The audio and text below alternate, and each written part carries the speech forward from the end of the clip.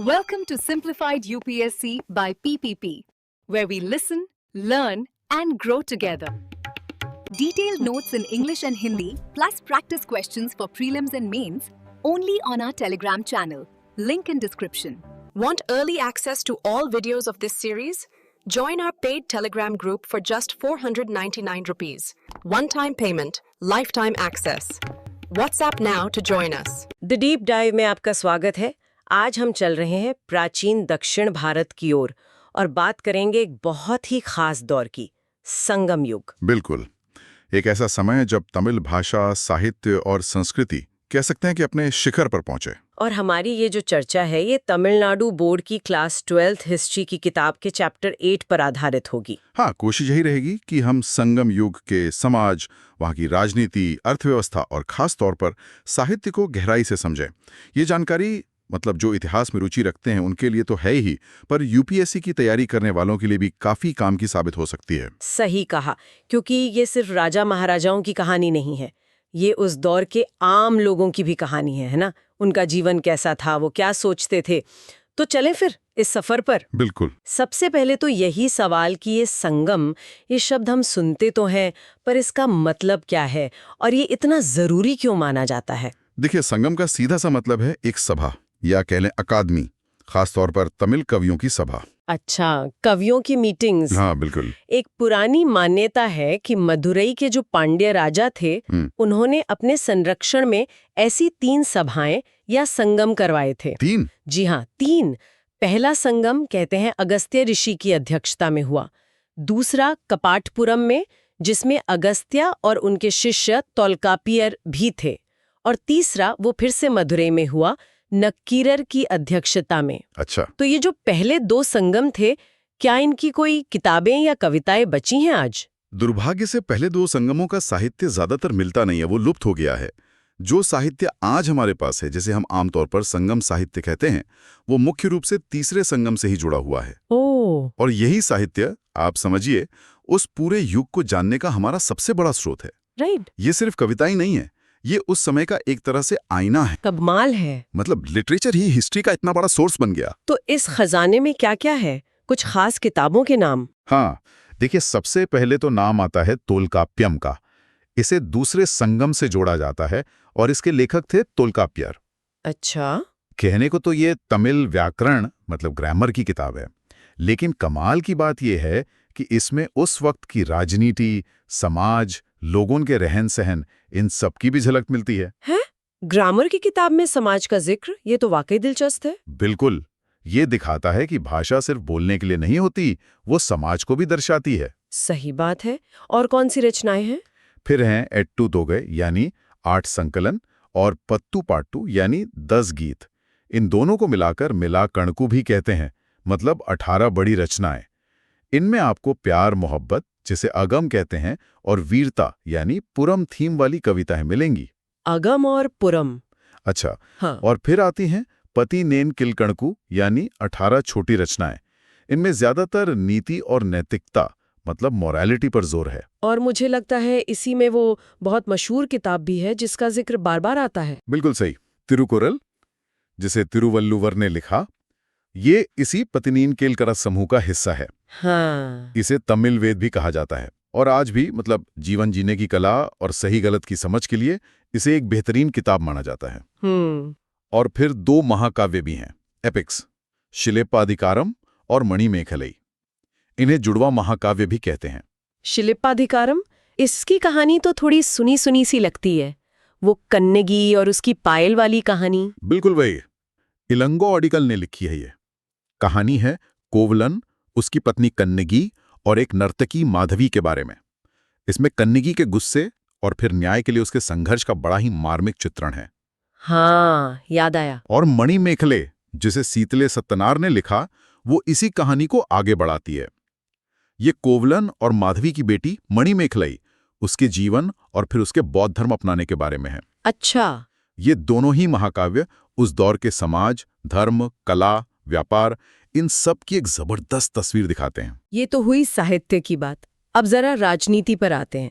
ये जो इतना शानदार साहित्य रचा जा रहा था, तो कौन थे वो राजा जिन्होंने इसे सपोर्ट किया? चेर, चोल, पांड्य, ये 3 नाम बहुत आते हैं। हाँ बिल्कुल। संगम युग में तमिलनाडु क्षेत्र पर मुख्य रूप से इन्हीं 3 राजवंशों का दबदबा था, चेर, चोल और पांड्या। इन्हें एक साथ मूवेंदार भी कहा जाता था, यानी 3 बड़े सरदार। मूवेंदार? हाँ, और इनके बीच अक्सर लड़ाइयां भी चलती रहती थीं, इलाके के लिए, अपना दबदबा बनाने के लिए। अच्छा। तो एक एक करके समझते हैं। चेर राजाओं के बारे में क्या खास बात है? चेर लोगों का राज था आज के केरल और तमिलनाडु के कुछ हिस्सों पर। इनकी राजधानी थी वंजी, जिसे करूर भी कहते हैं, और मुस्सेरी, जिसे मुजीरिस भी कहा जाता है, और तोंडी, ये इनके बड़े मशहूर बंदरगाह थे, पोर्ट्स। यहीं से रोम के साथ खूब व्यापार होता था। ओ, रोम के साथ? हाँ, और इनका राज चिन्ह मतलब एम्ब्लेम था धनुष। धनुष। और कोई मशहूर चेर राजा? किताब में शेंगुट्टुवन का जिक्र है, और वो पत्तिनी पूजा। बिल्कुल सही पकड़ा आपने। चेर राजाओं में सबसे ज्यादा नाम शेंगुट्टुवन का ही आता है। उन्हें लाल चेर भी कहते थे। और हाँ, उन्हीं को कनग्गी पूजा यानी पत्तिनी पूजा शुरू करने का क्रेडिट दिया जाता है। अच्छा, मतलब वो शिल्पकारम वाली कन्नगी? जी हाँ, वही कन्नगी।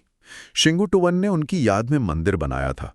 ये दिखाता है कि कैसे साहित्य की एक हीरोइन देवी की तरह पूजी जाने लगी। कमाल है।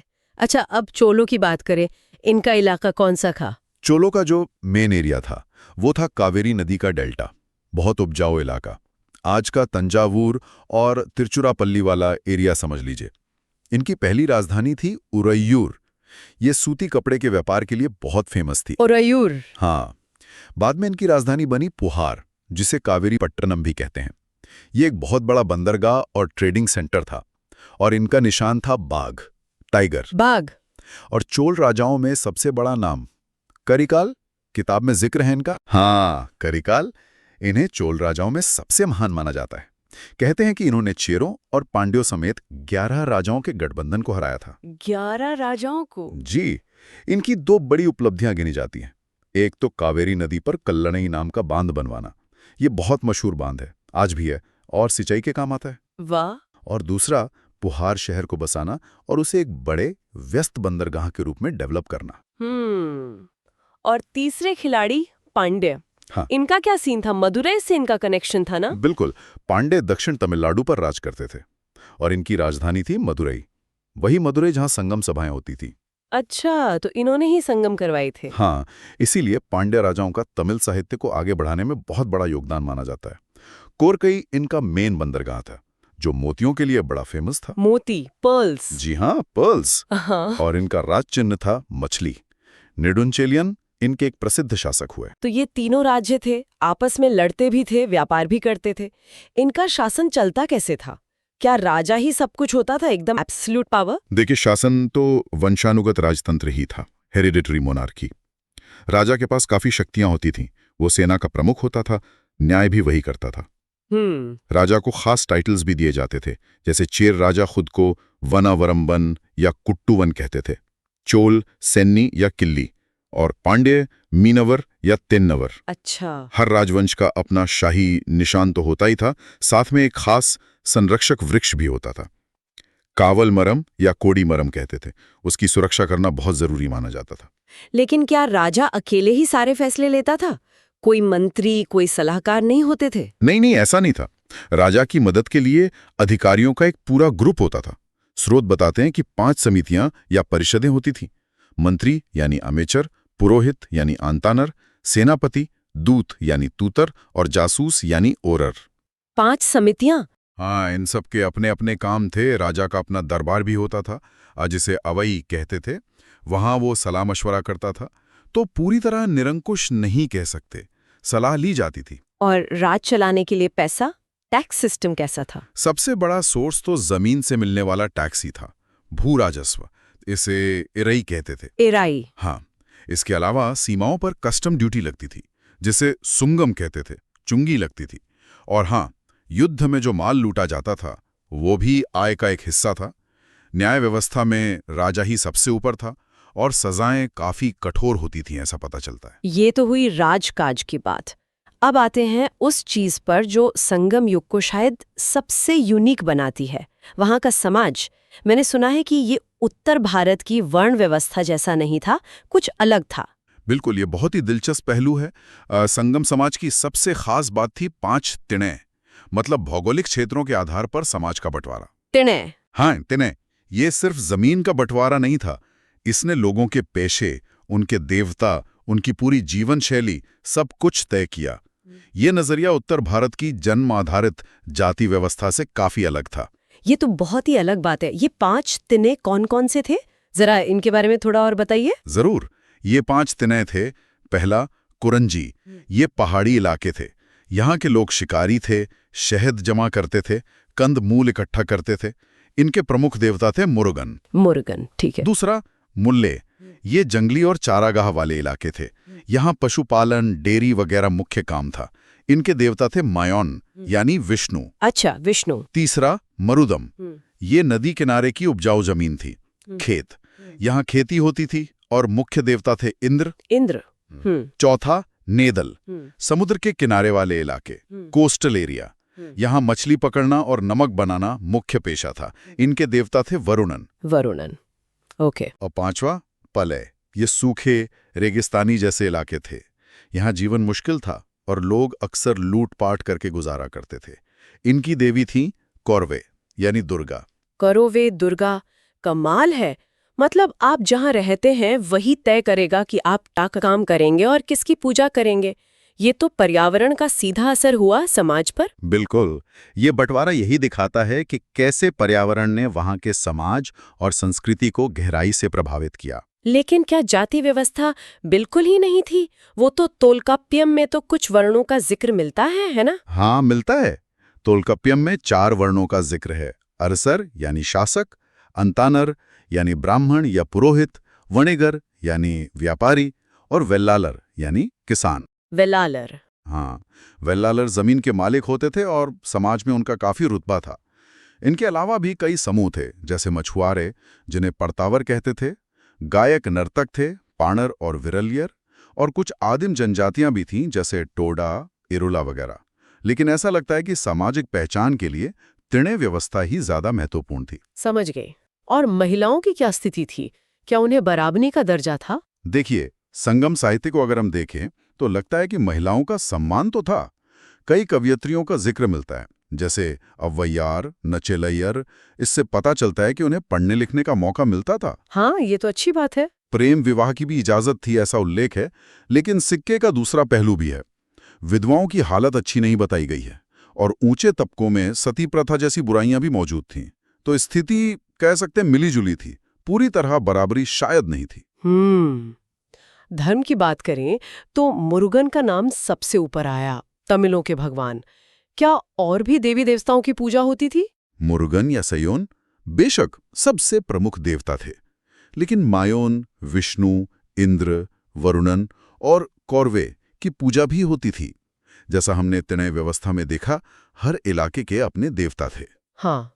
एक और बहुत खास प्रथा थी नड्डूकल या वीर पाषाण लगाने की। नड्डूकल, ये क्या था?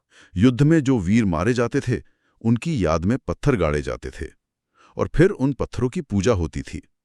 ये उस समाज में वीरता को कितना महत्व दिया जाता था, ये दिखाता है। अच्छा, वीर पाषाण। क्या उत्तर भारत के वैदिक धर्म का भी कुछ असर दिखता है? हाँ, बाद के समय में वैदिक धर्म और ब्राह्मणवाद का प्रभाव बढ़ता हुआ दिखता है। राजाओं द्वारा यज्ञ करवाने का जिक्र मिलता है। ब्राह्मण पुजारियों को सम्मान देने की बात आती है। बौद्ध और जैन धर्म भी दक्षिण में पहुंच चुके थे और संगम साहित्य में उनका भी उल्लेख है। और कला, मनोरंजन के क्या साधन थे? कविता तो थी ही, जाहिर है, हमने साहित्य की इतनी बात की। संगीत और नृत्य का भी बड़ा महत्व था। पानर और विरलियर जैसे कलाकार होते थे जो समूह में गांव-गांव घूमकर लोगों का मनोरंजन करते थे। पानर और विरलियर। हाँ, और कूथू नाम का एक तरह का नाटक या नृत्य प्रदर्शन भी काफी लोकप्रिय था। कूथो, ठीक है। अब आते हैं अर्थव्यवस्था पर। जाहिर है खेती तो मुख्य पेशा रहा ही होगा, खासकर कावेरी डेल्टा जैसे उपजाऊ इलाकों में। बिल्कुल, चावल मुख्य फसल थी। इसके अलावा रागी, गन्ना, कपास, काली मिर्च, अदरक, हल्दी जैसी चीजें भी उगाई जाती थीं। खेती के साथ साथ दस्तकारी मतलब हैंडीक्राफ्ट्स भी खूब विकसित थे। कपड़ा बुनना, खासकर सूती और रेशमी कपड़े। हाँ, ओरैयर का जिक्र आया था। बिल्कुल, धातु का काम, लोहार वगैरह, लकड़ी का काम, बढ़ईगिरी, जहाज बनाना, शिप बिल्डिंग, मोती निकालना जैसा पांड्यों के यहाँ होता था, गहने बनाना, ये सब महत्वपूर्ण उद्योग थे। और व्यापार, खासकर वो रोम वाला कनेक्शन, उसके बारे में काफी सुना है। हाँ, व्यापार संगम युग की अर्थव्यवस्था की रीढ़ था, खासकर बाहरी व्यापार। अंदरूनी व्यापार तो होता ही था, पहले तो चीजों की अदला बदली, मतलब बार्टर सिस्टम से, बाद में सिक्कों का प्रयोग भी होने लगा। लेकिन सबसे ज्यादा ध्यान खींचता है रोमन साम्राज्य के साथ बड़े पैमाने पर होने वाला समुद्री व्यापार। समुद्री व्यापार? जी हाँ, रोमन व्यापारी, जिन्हें तमिल साहित्य में यवन कहा गया है, यवन? हाँ, यवन, वो सोना लेकर यहाँ आते थे और बदले में यहाँ से काली मिर्च, जिसे वो इतना पसंद करते थे कि उसे यवन प्रिय कहा गया है, मसाले, सूती कपड़े, हाथी दांत, मोती और दूसरे कीमती पत्थर ले जाते थे। बाप रे, मतलब उस समय के तमिल लोगों का दुनिया से इतना जबरदस्त कनेक्शन था। निश्चित रूप से। आप अंदाजा लगाइए, तमिलनाडु में हजारों की संख्या में रोमन सोने और चांदी के सिक्के मिले हैं। ये इस व्यापार का पक्का सबूत है। पुहार यानी कावेरीपट्टिनम, मुसीरी यानी मुजरिस और कोरकई जैसे बंदरगाह इस इंटरनेशनल ट्रेड के बड़े सेंटर थे। इस व्यापार ने न सिर्फ अर्थव्यवस्था को मजबूती दी होगी, बल्कि यकीनन विचारों और संस्कृतियों के आदान प्रदान को भी बढ़ावा दिया होगा। वाकई, इतना अनोखा, इतना समृद्ध युग, इसका अंत कैसे हुआ फिर? हुआ ये कि लगभग 3री सदी ईस्वी के आखिर में उत्तर से आए कलभ्र नाम के एक समूह ने हमला किया और उन्होंने चेर, चोल, पांड्य तीनों राज्यों को उखाड़ फेंका। कलभ्र? हाँ, कलभ्र। इनके शासनकाल को अक्सर इतिहास में अंधकार युग कहा जाता है, क्योंकि इनके बारे में हमें ज्यादा जानकारी नहीं मिलती है। इन्होंने करीब 250 साल तक राज किया। उनके बाद फिर से दक्षिण में पल्लवों और पांड्यों का उदय हुआ। ओह, तो ये थी संगम युग की कहानी। साहित्य, राजनीति, समाज, व्यापार, सबका एक दिलचस्प संगम। अच्छा, जैसा हमने शुरू में कहा था, अब जरा तमिलनाडु बोर्ड की किताब के चैप्टर 8 के आखिर में जो सवाल दिए हैं, उन पर भी एक नजर डाल लेते हैं। इससे मेन पॉइंट्स रिवाइज हो जाएंगे। हाँ, बिल्कुल, ये दोहराने का अच्छा तरीका रहेगा। ठीक है, पहला सवाल लेते हैं जो हमने बीच में डिस्कस भी किया था। पत्तिनी पूजा किसने शुरू की? इसका सीधा जवाब है चेर राजा शेंगुट्टुवन ने, कन्नेगी के सम्मान में। सही। अगला, करिकाल की उपलब्धियां क्या थीं? करिकाल चोल वंश के सबसे महत्वपूर्ण राजा। उनकी मुख्य उपलब्धियां थीं: पहला, कई युद्धों में जीत हासिल करना; दूसरा, कावेरी नदी पर कल्लणी बांध बनवाना; और तीसरा, पुहार यानी कावेरीपट्टिनम शहर को एक प्रमुख बंदरगाह के रूप में स्थापित करना। व्यापार को भी उन्होंने काफी बढ़ावा दिया। बिल्कुल। एक और सवाल है, संगम काल की सामाजिक आर्थिक दशा का वर्णन करें। संक्षेप में कहें तो सामाजिक संरचना खासतौर पर तिणे व्यवस्था पर आधारित थी, जो भूगोल और पेशे से जुड़ी थी। वर्ण व्यवस्था का भी जिक्र मिलता है, पर तिणे ज्यादा प्रभावी लगती है। महिलाओं को सम्मान प्राप्त था, पर कुछ सामाजिक कुरीतियां भी थीं। अर्थव्यवस्था मुख्य रूप से कृषि पर आधारित थी, लेकिन दस्तकारी और व्यापार, खासकर रोमन साम्राज्य के साथ समुद्री व्यापार, बहुत उन्नत था। ठीक है, एक सही गलत का सवाल है। संगम साहित्य संस्कृत में लिखा गया था। ये तो बिल्कुल गलत है। संगम साहित्य विशुद्ध रूप से तमिल भाषा में लिखा गया था। यही तो इसकी सबसे बड़ी खूबी है। हाँ, बिल्कुल। और तिरुकुरल के लेखक कौन है? तिरुकुरल के लेखक हैं महान संत कवि तिरुवल्लुवर। ये नैतिकता और जीवन दर्शन पर एक कालजयी रचना है। सही।